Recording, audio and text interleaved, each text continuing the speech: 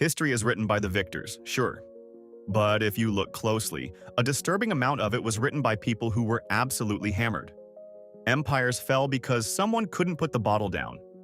Nations were born because of a brewing accident, and the entire human race literally owes its existence to a bunch of apes who figured out how to stomach rotten fruit. Before we get into it, a serious note. Alcohol causes real harm to millions of people and families around the world. And nothing in this video is meant to encourage or glorify drinking. This is purely about the strange and surprising role alcohol played in historical events. With that said, these are 33 times alcohol didn't just show up to the party, it grabbed the wheel and drove civilization off a cliff, then somehow built a new one at the bottom. 1. About 10 million years ago, the planet decided to throw our ape ancestors a curveball. The climate shifted, forests shrank, and suddenly fresh fruit on the trees became a luxury nobody could afford. Our primate relatives were starving. But then, one tiny genetic accident changed everything. A mutation in a gene called ADH4 gave some of our ancestors the ability to digest ethanol, the alcohol found in rotting, fermented fruit lying on the forest floor. The apes who could stomach that funky, overripe fruit on the ground survived. The ones who couldn't? Gone. Wiped out. So, in a very real and scientifically documented sense, the entire human race exists because our great times a million grandparents developed a taste for nature's equivalent of bottom-shelf booze. You didn't inherit your love of happy hour. It inherited you. 2. In 1788, the Austrian Empire sent a massive army to fight the Ottoman Turks near the town of Karansebes, in what is now Romania. The night before the battle, a group of scouts found some locals selling schnapps and bought the whole supply. When infantry soldiers showed up wanting a share, the scouts refused and a drunken brawl broke out. Someone fired a shot. Then someone screamed, "Turks!" in the chaos. Panic spread through the entire camp like wildfire, and suddenly 100,000 Austrian soldiers were shooting, stabbing, and trampling each other in the dark. By morning, an estimated 10,000 Austrians lay dead or wounded. And the Ottoman army? They showed up 2 days later to find the battlefield already littered with bodies and just walked right in and took the city. Austria literally defeated itself with schnapps. 3. Before he became the father of a nation, George Washington was just a guy who really wanted a seat in the Virginia House of Burgesses. In 1755, he ran his first campaign the honorable way, with zero bribery, and lost badly. So in 1757, he took a slightly different approach. He purchased 144 gallons of rum, punch, hard cider, and beer, and had it all handed out for free to voters on election day. This practice had a name, swilling the planters with bumbo. And it worked beautifully. Washington won by a landslide. The man who would later refuse to become a king got his political career started by essentially buying drinks for an entire county. Democracy, everyone. It runs on alcohol. 4. For decades, popular culture told us the Great Pyramids of Giza were built by slaves whipped under the desert sun. That story is wrong. Archaeological evidence shows the pyramids were built by paid laborers, and a big chunk of their daily compensation was beer. Roughly 4 to 5 liters per worker per day. That is over 10 pints. Every single day, these workers had bakeries, breweries, and medical care on site. They were essentially construction workers with a better benefits package than most people have today. So the most iconic structures in human history, the only surviving wonder of the ancient world, were essentially fueled by a daily open bar. No beer, no pyramids. It is genuinely that simple. 5. On the night of April 14, 1865, President Abraham Lincoln attended a play at Ford's Theater in Washington. His assigned bodyguard was a man named John Parker, a Metropolitan Police officer with a disciplinary record longer than the play itself. Parker was supposed to sit right outside the presidential box and guard the door. Instead, during intermission, he wandered off to a tavern next door called the Star Saloon to grab a drink. He never came back. That left the entrance to Lincoln's box completely unguarded, and John Wilkes Booth walked right in and fired a single bullet into the back of the president's head. Parker was later charged with neglect of duty, but somehow the case was dismissed, and he kept his job for another 3 years. The man had one job, literally one job, and he traded it for a whiskey. 6. When the Titanic hit the iceberg in April 1912, most people who ended up in the freezing North Atlantic water were dead within 15 to 30 minutes. But not Charles Joughin. He was the ship's chief baker, and as the vessel went down, he did something unconventional. He went to his cabin and drank an enormous amount of whiskey. Then he calmly walked to the stern, rowed the ship down as it sank, and stepped into the ocean like a man getting into a slightly cold swimming pool. He treaded water for nearly 3 hours in temperatures that killed everyone else around him. Rescue finally found him alive with nothing worse than swollen feet. Scientists still debate exactly how much the alcohol helped, but the man floated in below freezing water for hours while basically pickled. Whatever the explanation, Charles Joughin is the strongest argument for whiskey as survival gear ever recorded. 7. In October 1917, the Bolsheviks stormed the Winter Palace in Petrograd and overthrew the Russian government. It was supposed to be the dawn of a glorious new era. Then they found the wine cellar. The Tsar's personal collection was one of the largest and finest in the world, stocked with hundreds of thousands of bottles of the best wines and spirits money could buy. What followed was not a revolution, it was a bender. Soldiers broke in and drank themselves unconscious. Guards sent to stop them joined them instead. The Bolshevik leadership tried everything, posting armed sentries, bricking up the entrance, even pouring wine into the Neva River. Nothing worked. For weeks, the Revolutionary Army was essentially out of commission, lying drunk in hallways and gutters. The revolution that changed the entire 20th century almost stalled out because nobody could stop drinking the Tsar's booze. 8. You probably think the refrigerator was invented to keep food fresh. Reasonable assumption, totally wrong. In the early 1870s, German engineer Carl von Linde was hired by Gabriel Sedlmayr of the Spaten brewery in Munich to solve a very specific problem. Brewers could only make lager during cold winter months because the yeast needed low temperatures to ferment. Linde built the first practical refrigeration machine in 1873, specifically so breweries could make beer year-round. His technology was later adopted by Guinness and dozens of other breweries across Europe before anyone thought to use it for, food. The machine that keeps your milk from going bad, preserves vaccines, and basically makes modern life possible exists because some German brewers were tired of waiting for winter to make lager. Humanity's greatest preservation technology was invented for beer. Let that sink in. 9. In 67 BC, Roman General Pompey sent his troops marching through the mountains of Pontus, in modern-day Turkey, pursuing King Mithridates. The Roman soldiers were hungry, exhausted, and thirsty. And then they stumbled upon something wonderful. Barrels and barrels of wine just sitting there, seemingly abandoned. The Romans did what any army would do. They drank. All of it. What they did not know was that the wine had been deliberately laced with mad honey, a hallucinogenic substance made from rhododendron nectar that was well known in the region. The entire Roman force collapsed into a drugged stupor. Mithridates' soldiers then walked in and slaughtered them in their sleep. One of the most disciplined fighting forces in ancient history was wiped out not by a superior army, but by spiked wine and honey that made them see things that were not there. 10. In the summer of 1816, a volcanic eruption in Indonesia the year before had thrown so much ash into the atmosphere that Europe had no real summer at all. Temperatures dropped, rain fell constantly, and crops failed across the continent. Stuck indoors at a villa on Lake Geneva, a group of young writers including Mary Shelley, Lord Byron, Percy Shelley, and John Polidori spent their days and nights drinking wine, experimenting with laudanum, which is basically opium dissolved in alcohol, and trying to entertain themselves. Out of sheer boredom and intoxication, Byron proposed a contest. Everyone would write the scariest story they could imagine. Mary Shelley, just 18 years old, came up with a tale about a scientist who reanimates a corpse. That wine and opium-fueled ghost story competition gave the world Frankenstein, and with it, the entire genre of science fiction.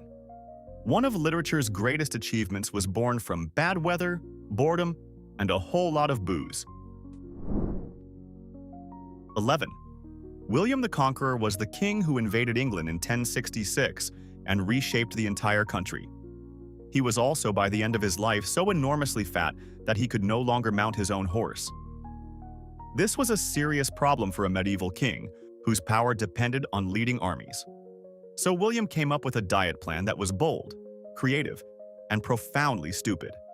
He stopped eating food entirely and consumed nothing but wine and spirits for an extended period. Just liquids. No solid food whatsoever. By some miracle, he apparently lost enough weight to get back in the saddle. And then, in 1087, while riding through the burning town of Mantes in France, his horse stumbled and the pommel of the saddle slammed into his massive stomach, causing fatal internal injuries. He died shortly after. The man conquered England but was ultimately conquered by a combination of wine, gravity, and a saddle horn. 12. The Mayflower was supposed to land in Virginia. That was the whole plan. The Pilgrims had a patent to settle there, they had maps, they had everything figured out. But somewhere off the coast of Cape Cod, they made an emergency decision to stop. Why? Because they were running dangerously low on beer. This was not about partying. In the 17th century, beer was safer to drink than water because the brewing process killed bacteria, and the crew needed it for the return trip to England. The Pilgrims' own journal records the situation bluntly. They could not take time searching for a better location because their victuals were being much spent, especially our beer. So they landed at Plymouth Rock, founded a colony that would become the foundation of American society, all because the beer was running out. The entire geographic origin of the United States was determined by an empty keg. 13. In 1951, Sir Hugh Beaver, the managing director of the Guinness brewery, was out on a shooting trip in Ireland when he got into a heated argument about which game bird in Europe was the fastest. Was it the golden plover or the red grouse? Nobody could settle it. There was no reference book in existence that could answer these kinds of ridiculous questions. Beaver realized that this exact type of pointless debate was happening every single night in every single pub across Britain and Ireland, and probably ending in fistfights half the time. So he commissioned a book to settle them all. He hired twin brothers Norris and Ross McWhirter to compile a collection of world records and superlatives, published it in 1955, and it became an instant bestseller. The Guinness Book of World Records, one of the most recognizable publications on Earth, was literally invented by a beer company to stop drunk people from fighting over stupid trivia. 14. Alexander the Great conquered an empire stretching from Greece to India. He defeated the mighty Persian Empire, never lost a single battle, and was considered a living god by many of his subjects. He did not die gloriously in combat. He died in Babylon in 323 BC, after what ancient sources describe as an extended drinking binge that lasted roughly 2 days. He developed a fever, kept drinking, got worse, and was dead within 10 days at the age of 32. And that was not even his first alcohol-related disaster. Years earlier, after a night of heavy drinking in the conquered Persian capital of Persepolis, Alexander and his companions set the magnificent royal palace on fire. One of the greatest architectural treasures of the ancient world, reduced to ashes because the most powerful man alive got wasted and thought arson sounded fun. History's greatest military genius, brought down not by an enemy army, but by one too many cups of wine. 15. Before the 1840s, surgery meant being held down by several strong men while a doctor cut into you with no pain relief whatsoever.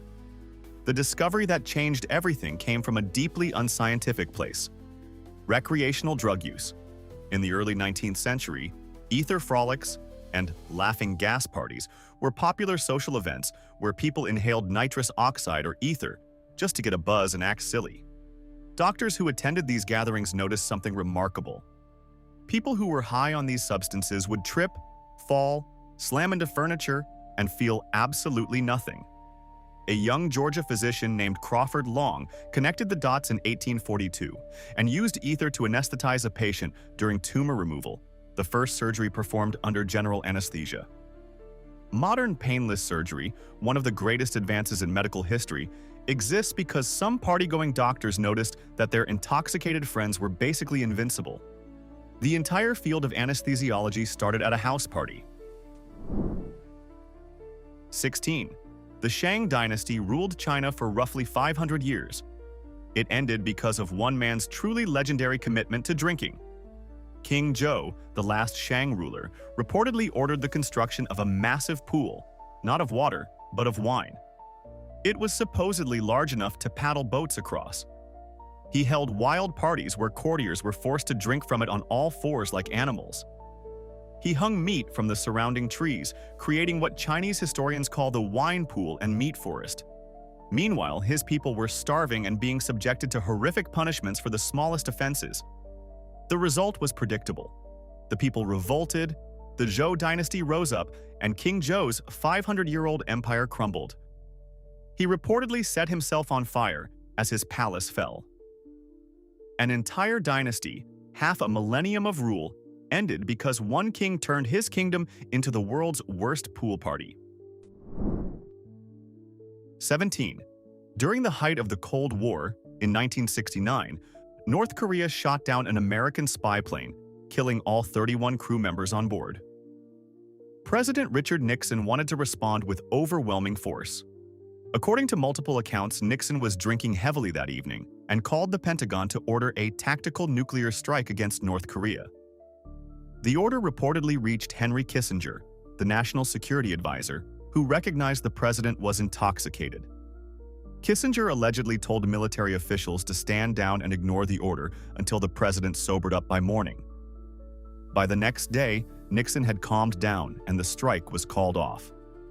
The details of this incident remain debated by historians, but the core claim has been corroborated by multiple sources, including CIA analyst George Carver. The world potentially avoided nuclear war because one advisor had the nerve to say, "Maybe let's not end civilization tonight." He's had a few. 18. During World War I, Britain had a critical shortage of acetone, a chemical essential for manufacturing the explosive cordite, which the military desperately needed. A chemist named Chaim Weizmann, who happened to be a passionate Zionist leader, discovered a fermentation process using bacteria called Clostridium acetobacillicum that could produce acetone from starch. The process was essentially the same biological mechanism used in brewing beer, but repurposed for munitions.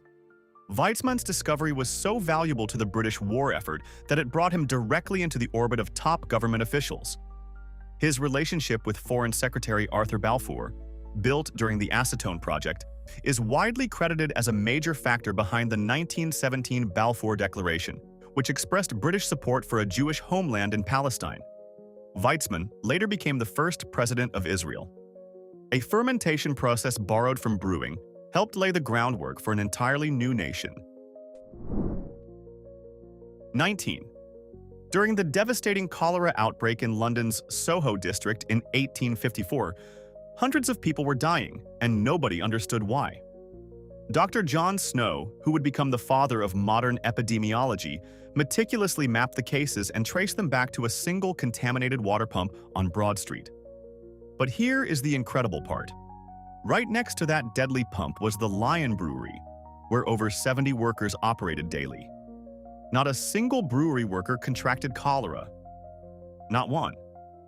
The reason was simple. The brewery gave its workers a daily allowance of beer, and they had their own private well. They never drank from the contaminated pump.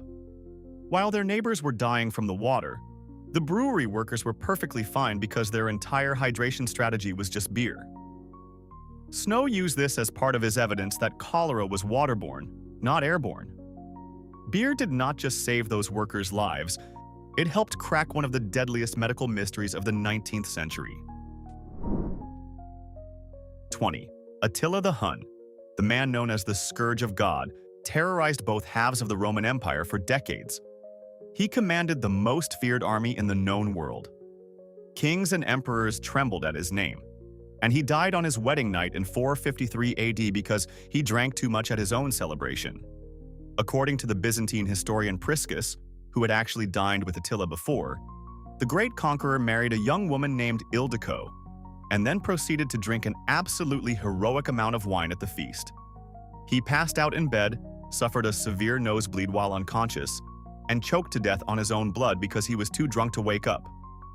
The most terrifying warlord of the ancient world, the man who made Rome itself beg for mercy, was ultimately killed by a nosebleed and too much wine at a party. Empires rise and fall, but alcohol remains undefeated. 21. On January 15, 1919, in Boston's North End neighborhood, a massive storage tank containing over 2 million gallons of molasses, used for fermenting into rum and industrial alcohol, catastrophically burst open. A wave of thick, dark molasses surged through the streets at an estimated 35 miles per hour, roughly the speed of a galloping horse. It was a wall of sticky liquid about 25 feet high that crushed buildings, snapped the supports of an elevated railway, and swept everything in its path. 21 people were killed, 150 were injured. Horses and dogs were trapped and suffocated. Rescue workers had to wade through waist-deep syrup in freezing January temperatures. Residents of the neighborhood reportedly claimed they could still smell molasses on hot summer days for decades afterward. All of this death and destruction because a company cut corners building a tank to store the raw ingredient for rum. The sweetest disaster in American history was also one of its strangest. 22. Everyone knows the French Revolution began with the storming of the Bastille on July 14, 1789. But the actual first acts of revolutionary violence happened 3 days earlier, and they were not about liberty or philosophy. On July 11th, angry Parisian mobs attacked and burned down the customs toll gates that surrounded the city. Why? Because the royal government had imposed crushing taxes on wine, beer, and other goods entering Paris through these checkpoints. The price of a barrel of wine would literally triple as it passed through the gates. For ordinary Parisians who relied on affordable wine as a daily staple, this was the last straw. They torched the hated barriers before anyone even thought about storming a prison. The revolution that reshaped the Western world, that gave us modern democracy and human rights, started because Parisians were furious that the king made their wine too expensive. Priorities. 23. In 1808, Australia experienced its one and only military coup, and it happened because of rum. Governor William Bligh, yes, the same Captain Bligh who had already survived the infamous mutiny on the Bounty, was sent to New South Wales to clean up the colony. The New South Wales Corps, the military unit stationed there, had been running a wildly profitable racket using rum as the unofficial currency of the entire colony. They paid farmers in rum, sold goods for rum, and controlled all trade. When Bligh tried to shut down the rum economy, the Corps simply marched to Government House on January 26th, arrested him, and took over the colony. It is the only successful armed overthrow of government in Australian history, and it is literally called the Rum Rebellion, a military coup over booze.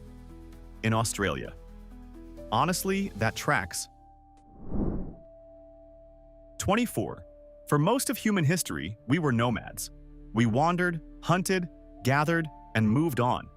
Then, around 10 to 12,000 years ago, something extraordinary happened. Humans began settling down and growing crops, launching the agricultural revolution and the birth of civilization itself. The traditional explanation is that people wanted a stable food supply. But a growing body of archaeological evidence suggests something far more interesting.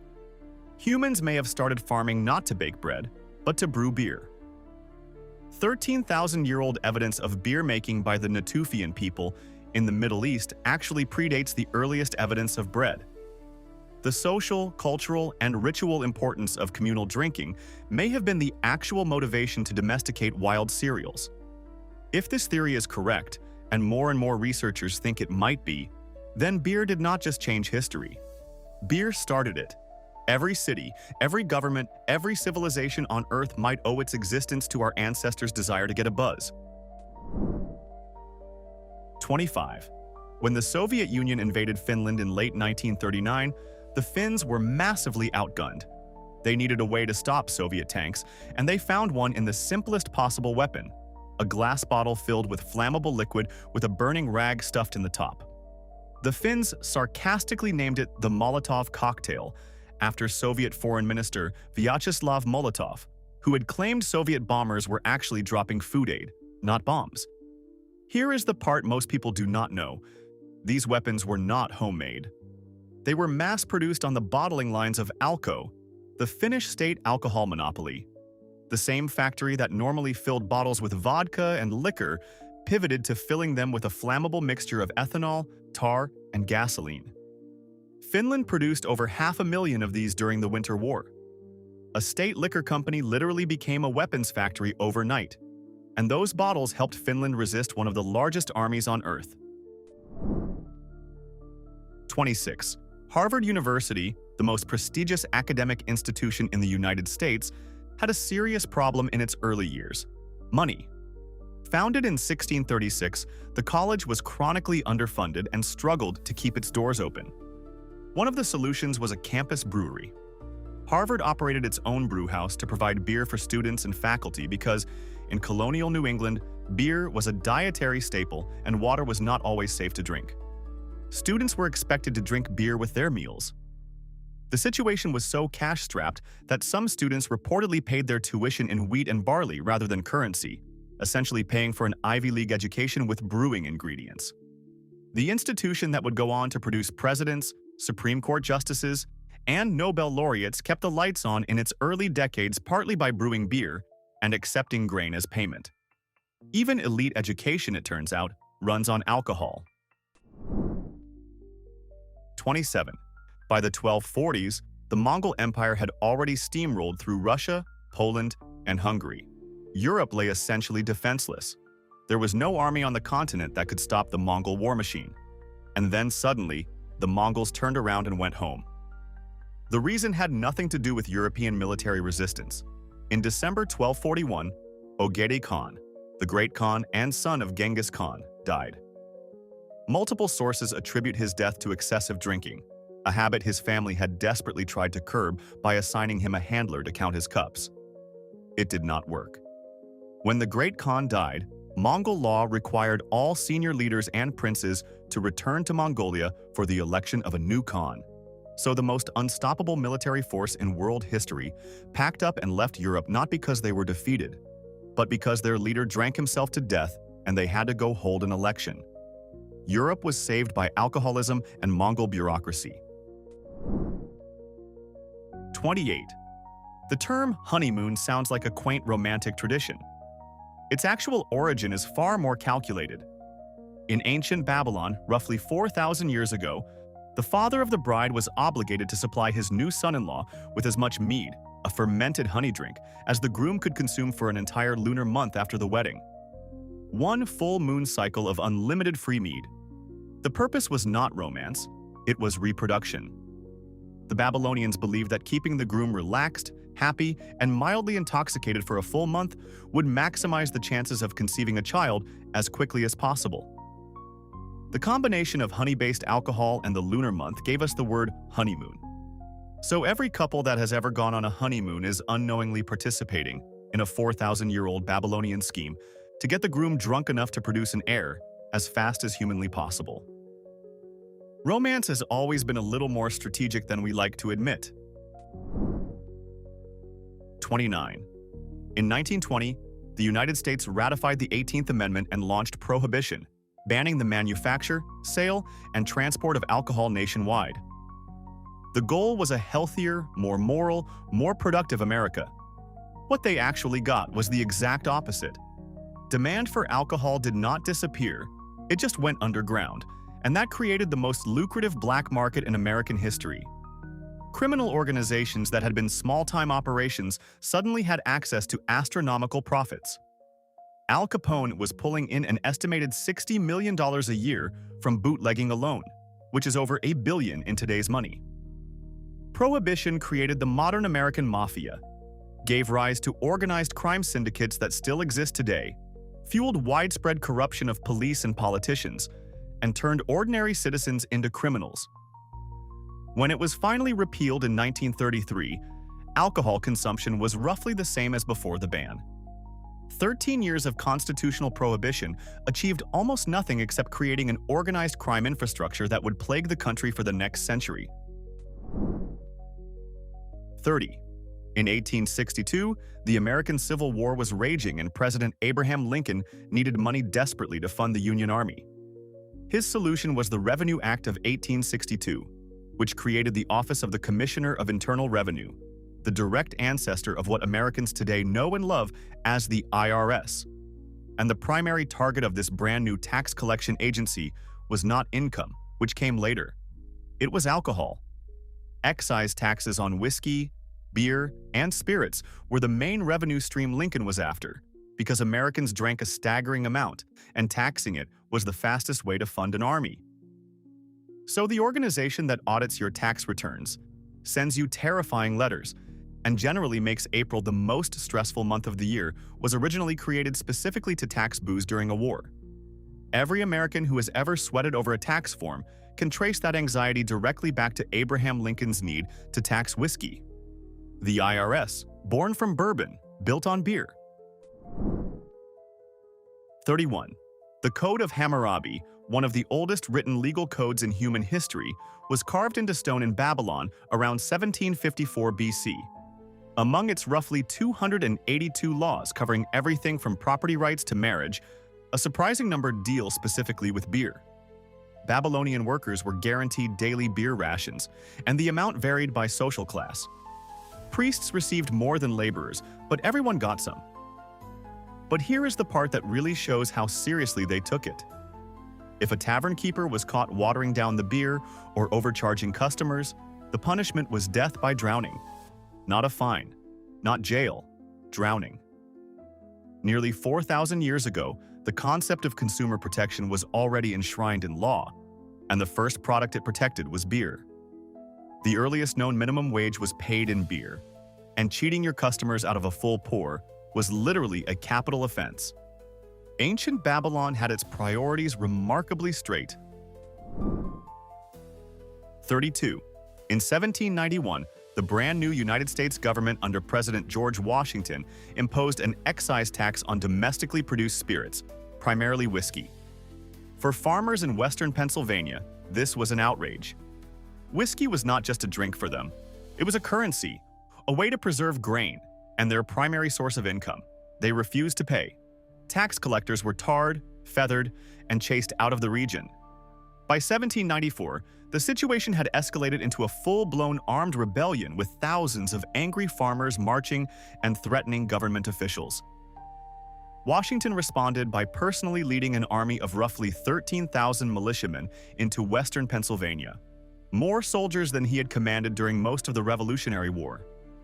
The rebellion collapsed without a major battle, but the message was clear. The federal government would enforce its laws. The first serious domestic crisis of the American Republic, the first real test of federal authority, was not about political philosophy. It was about whiskey. 33. In 1985, Soviet leader Mikhail Gorbachev launched one of the most ambitious social engineering campaigns in modern history, a full-scale war on alcohol. He slashed vodka production, limited sales hours, raised prices dramatically, and even ordered the destruction of vineyards across the Soviet Union. The idea was to create a healthier, more productive workforce. The result was catastrophic. Vodka taxes had been one of the single largest sources of revenue for the Soviet state, and cutting production blew a massive hole in the national budget. Citizens were furious, and millions turned to brewing illegal moonshine or drinking dangerous substitutes. The campaign destroyed government revenue at the exact moment the Soviet economy was already crumbling. Many historians consider the anti-alcohol campaign a significant accelerant of the USSR's collapse. The country that had survived 2 world wars, a civil war, and decades of Cold War standoffs was fatally weakened by trying to take away its people's vodka. Gorbachev himself later admitted the campaign was a mistake. 10 million years of booze-fueled chaos, and honestly, we barely scratched the surface.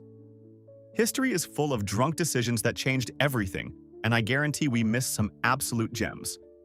So here is what I need from you. What is the biggest, most insane moment where alcohol changed history that we left off this list? Because I know someone watching right now is screaming at their screen about one we forgot. Drop it in the comments, and if enough of you deliver, we are making a part 2. Hit subscribe so you do not miss it, and smash that like button if you learned at least one thing today that made you say, "There is no way that actually happened."